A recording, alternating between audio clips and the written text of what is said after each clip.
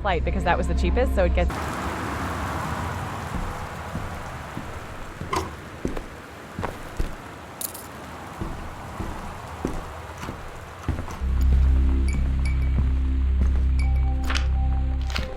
Dear Katie, so much has changed, even just since you've been away.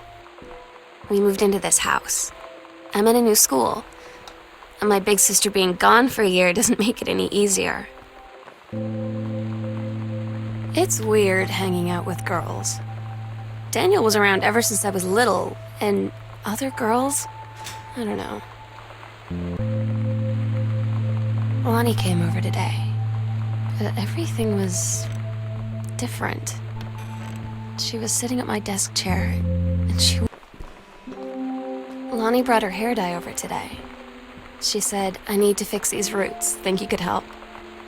Dyeing hair is weirdly intimate. I don't know if I've touched someone else's scalp before. That's pretty intimate, right? It felt intimate. We looked into the mirror together after, and I expected her to say something about how it looked crappy or good or whatever. But that's when she said, "You're so beautiful." Oh my God, you are so lucky you finished high school before we moved into this house. So, it's the first day of school, and there I am, introducing myself to the class, and I say that I just moved into the house on Arbor Hill. All of a sudden, every kid in the room turns and just stares like I suddenly transformed into a mutant. At Todd's brother's place after the show, there was only a futon to sleep on, so Lonnie and I shared it. The lights went out. I was turned toward her, my eyes started to adjust, and then I could see she was looking at me, too.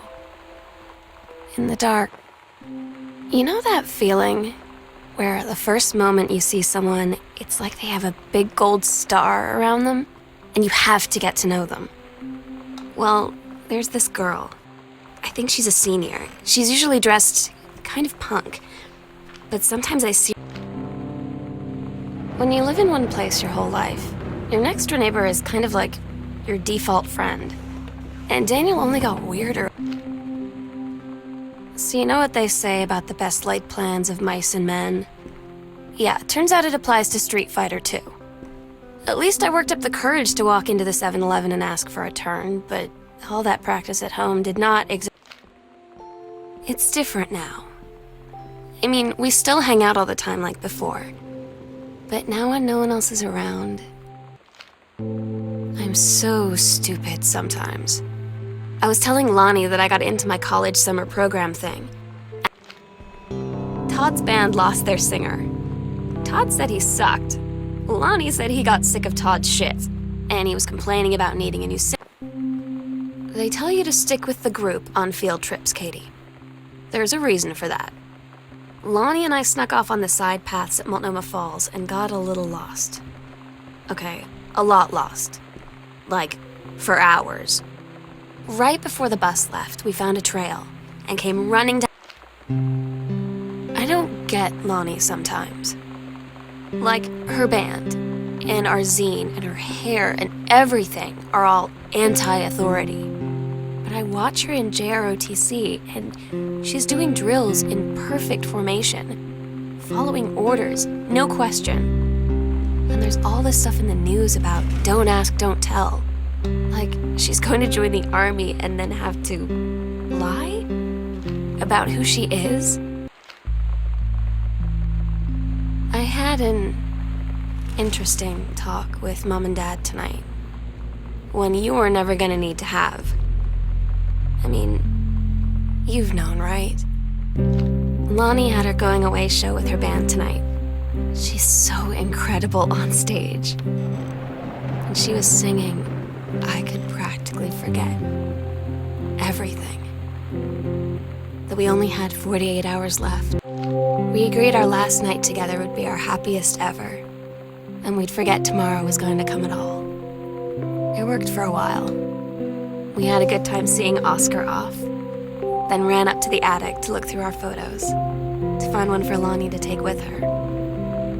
And looking at them, I realized they were all in the past. Daniel finally came over to get his game. I'd been dreading it. But he brought this story with him that I wrote when we were little. I started reading it, and I asked Lonnie what she had to do to get ready to ship out for basic training. She said, not a lot, really. You're not allowed to bring anything with you. You have no possessions, no contact with the outside world while you're in basic. You just train hard every day, and then you deploy from there. So, they'll just send her away. To who knows where. The other side of the country, the other side of the world.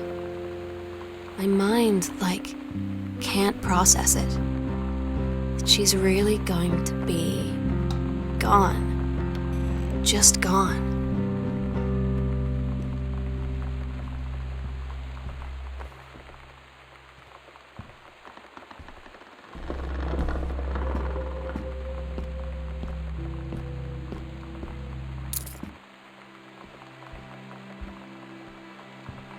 The sunset light in this house is the saddest thing I've ever seen.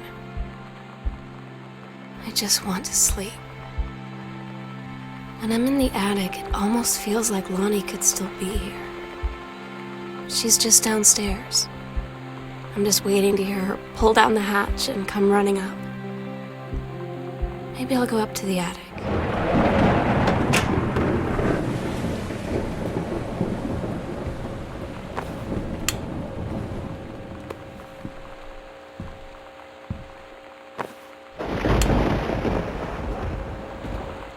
Meow meow.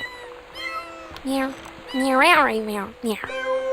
Meow meow meow meow meow meow meow. Meow meow meow meow meow. Meow meow meow meow. Meow meow meow meow.